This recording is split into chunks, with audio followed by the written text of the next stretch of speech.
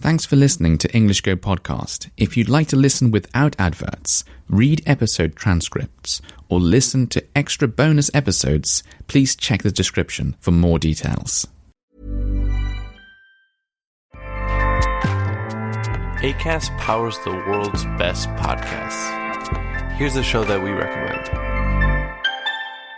What is The Briefing Room? It's a behind-the-scenes look at how the criminal justice system works and the lives of the people within that system. If you love true crime, well, these are the real people who do the job every day of making sure justice is served. Hi, I'm Detective Dave. I'm Detective Dan. Together we have decades of experience in local law enforcement, a profession that we think is often misunderstood. So we're going to explore how to do it right, and we won't shy away from when it's done wrong. These are stories you'll hear nowhere else. Unique, frank, and unvarnished. From the team that brought you Small Town Dicks, this is The Briefing Room. Episode 1 drops on August 30th. We'll meet you in the briefing room. Acast helps creators launch, grow, and monetize their podcasts everywhere. Acast.com. Right, let's carry on with part 3 of the birthday series. I'm pretty sure this will be the end of it now. So if you're sick and tired of hearing about my birthday, you will be pleased to know this is the last episode. But I will say, it's all good listening practice, so please bear with me.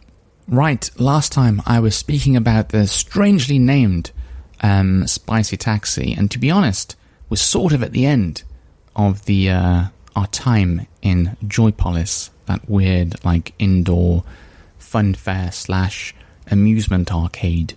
So anyway, we went on that ride and we had a crepe, and that was nice. What was it, like banana and chocolate and some ice cream in or something like that. And we had to go on, like, you know, those crane games. I've got to explain one of those, haven't I? Like, there's this arm in the air, and you can move it forwards and then move it, like, right a bit or something, and it drops down, and it tries to pick up something, and sometimes you win and sometimes you don't. We call those crane games. I think they call them UFO catchers in Japan. I don't know why. Does it look like a UFO? I didn't. Not really, no. But anyway, crane games. And I didn't win anything, of course. I had to go on this other game that was like a scoop. It would like scoop things up and drop it onto a shelf that was moving. And if you put enough things on the shelf, then some other things would drop off and you could collect them. And I won a tiny little rubber duck and a plastic crystal gemstone thing. Not the best prize I've ever won. And I think, how much did I put in the machine?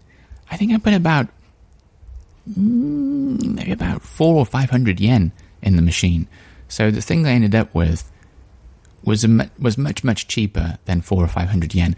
I think it was much cheaper than 100 yen. So the minimum price of one play was 100 yen.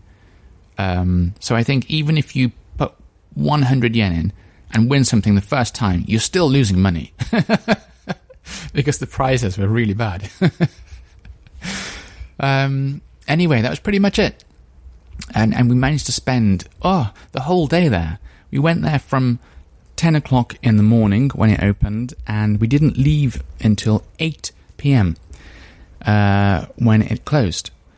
That's a long time to spend anywhere, I think. And we were exhausted. We were absolutely knackered because of all the queuing, to be honest. It's not that there was so much to do at this place. That's not the case. It was just there was so much queuing to do that to go on everything we wanted to go on, see all the attractions we wanted to see, we had to queue for so long. I think the longest we ever queued was probably an hour or maybe over an hour, I'm not sure, but around about an hour. And a couple of the rides we had to queue for an hour, and I think the others were like 45-minute queues and maybe a 30-minute queue, and yeah, lots of queuing.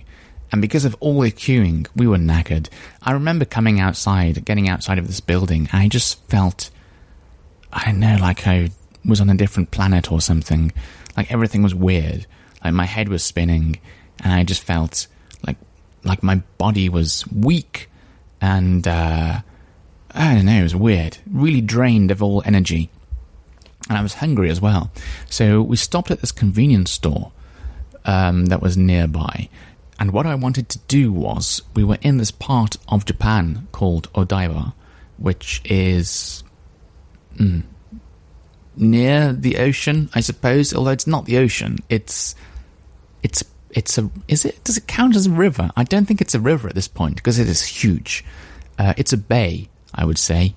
So like the mouth of a river where it's goes out into the ocean. So like there's a lot of water there. Let's put it that way. And I wanted to walk along this sort of like water front, at the edge of the water, because it's quite nice, especially at night. It was warm. It was very warm. And all the buildings are lit up, and it's just a nice sort of like nighttime cityscape to look at.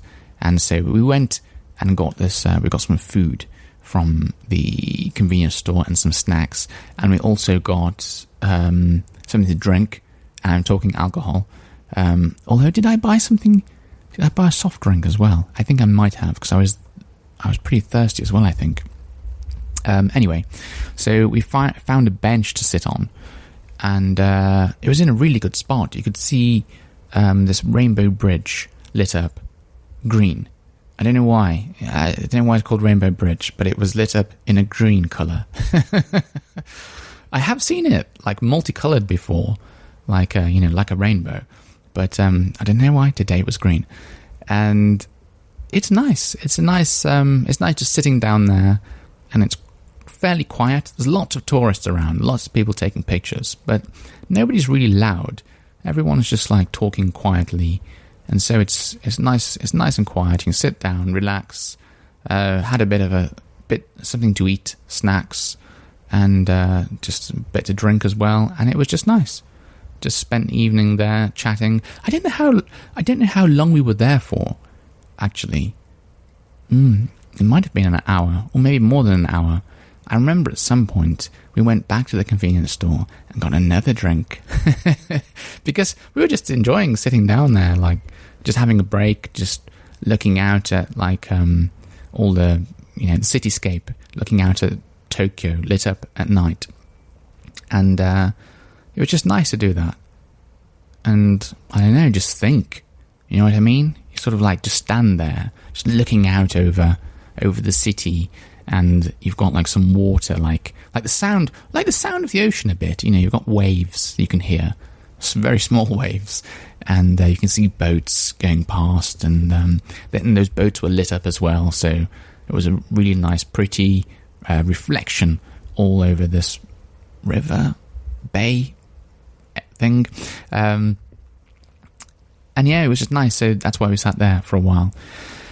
And then it was time to go back, and I remember just feeling really, really exhausted.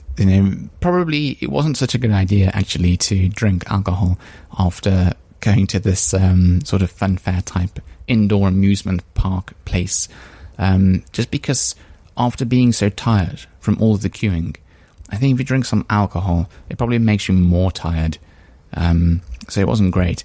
And we were trying to go home, and I just felt like, I just want to go home now. Well, I was going home, but I mean, I just want to be in bed now. But it was warm. It was warm that night. It's warm every night, but I mean, like, what I think I enjoyed the most about it, and probably the reason that I wanted to drink outside as well, was because it's something that is incredibly rare for me to do in England. There are rare moments when it's a sunny summer day and on the evening it's still warm. So in summer, even on hot days, the evening can be cold. So it's quite rare for it to get like nighttime and for you to be able to still go outside with a t-shirt on. Well, I know some people do, but like I feel the cold quite a lot, so not me. So I remember sometimes I can sit outside in the garden at night. Not night, like midnight, but in the sun setting maybe. And actually, if it's England, that means it almost is midnight, because in summer the sun will set like 10 p.m. or something stupid. So anyway, just sitting outside in the garden, and you can just enjoy like a pint of beer or whatever. But that is a rare thing to do in England, because like I say, it's not really warm enough. But also, another very rare thing to do is to be able to drink alcohol outside in the street or in a park or anywhere, because I think in England it's got a pretty negative image. Like, the type of people who do that are usually quite noisy and naughty, and yeah, people try and avoid them, to be honest. I mean, obviously you can drink in pubs, and you can sit outside of a pub and drink as well. But like drinking your own drink, like maybe you brought from a shop or something, like a convenience store, and drinking it on a bench in a sort of, I don't know, like a nice place to drink it, that's not... People don't... Well, some people do it, but like I say, not not the best kind of people do it. Usually naughty young people do it. But yeah, so being able to do that, and I think, maybe I'm wrong, but I think over here it's okay doing it, because when people do drink alcohol outside, they just do it sensibly, like just enjoying any drink outside. They don't go crazy, they don't shout, they don't go wild, they don't start kicking things over, or I don't know, vandalizing bus stops, or going crazy, I don't know, or fighting each other, like you sometimes hear of in England. It's just a more like, civilized, a more mature type of event, I suppose. So yeah, it was nice to have the opportunity to do that as well, to drink outside and not feel like I was doing something naughty or something with like a negative image attached to it. It was just, it was nice and weird. It's a weird experience, because like I say, it's rare to do it outside because it's cold, and sometimes it's even illegal, so you just can't. You might, in a town, you'll see like signs saying like, you're not allowed to drink here, and I don't know, you can't drink in this park, and you can't drink at the beach, and there's all kinds of places you can't drink. And the reason is because for some reason, and I don't know why, when English people drink, they go crazy and make all noise and all kinds of problems. So it was nice being able to be sensible and have a sensible, quiet drink in Japan whilst looking over this really nice cityscape at night. So it was a really good memory and a good day out. I had a lot of fun. And it was worth getting tired, I think. It was worth staying up late. I mean, not too late. I think we got back at around 11:45, 11:45. So for me, that's late. As I get older, I tend to go to bed earlier and earlier, maybe. But yeah, it was worth it. Good fun. Good day out. Anyway, I do hope that you have enjoyed hearing about my birthday here in Japan, and it has provided you with some good listening practice. Until next time, bye-bye. Selling your car to Carvana is as easy as... As easy as pie? Sure. All you have to do is enter your license plate or VIN. As easy as a stroll in the park. Okay, then just answer a few questions and you'll get a real offer in seconds. As easy as singing. Why not? Schedule a pickup or drop-off and Carvana will pay you that amount right on the spot. As easy as playing guitar. Actually, I find that kind of difficult. But selling your car to Carvana is as easy as... Can be. Visit Carvana.com or download the app to get an instant offer today.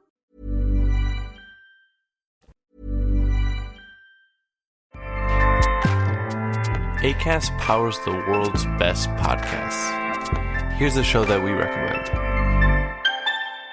What is The Briefing Room? It's a behind-the-scenes look at how the criminal justice system works and the lives of the people within that system. If you love true crime, well, these are the real people who do the job every day of making sure justice is served. Hi, I'm Detective Dave. I'm Detective Dan.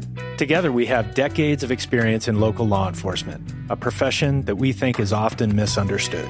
So we're going to explore how to do it right, and we won't shy away from when it's done wrong. These are stories you'll hear nowhere else. Unique, frank, and unvarnished. From the team that brought you Small Town Dicks, this is The Briefing Room. Episode 1 drops on August 30th. We'll meet you in the briefing room. Acast helps creators launch, grow, and monetize their podcasts everywhere. Acast.com.